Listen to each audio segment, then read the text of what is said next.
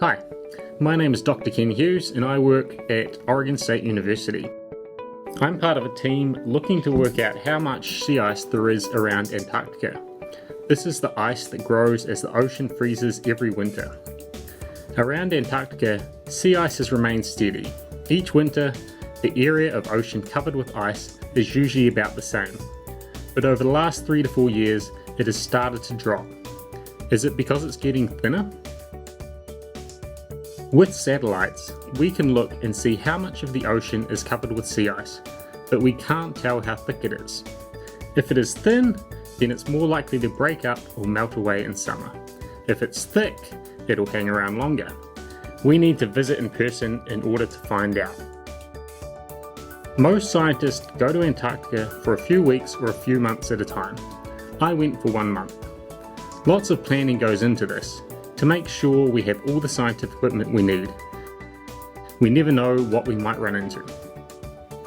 As a scientist, I've gone to Antarctica to measure how thick sea ice is in different places. To do that, we use a power drill and a tape measure. We measured ice thickness at 40 different spots in McMurdo Sound. When we get back, we spend the rest of the year finding out what all of the measurements mean and learning what that tells us about the ocean and the sea ice. Other things we might do involve mathematics, running simulations on a computer, or going into a walk-in freezer and cutting up bits of ice to look at the shape and size of the ice crystals. These crystals tell a story of how the ice grew over the previous winter. When we make a graph of the thickness, dark blue means thick ice, white and grey means thin ice. Once we put the measurements on a grid, we can see that the sea ice is thickest on the western side of McMurdo Sound and that it gets thinner as we move northward. The thinner ice is more likely to melt. We have many different ways to measure and monitor Antarctica.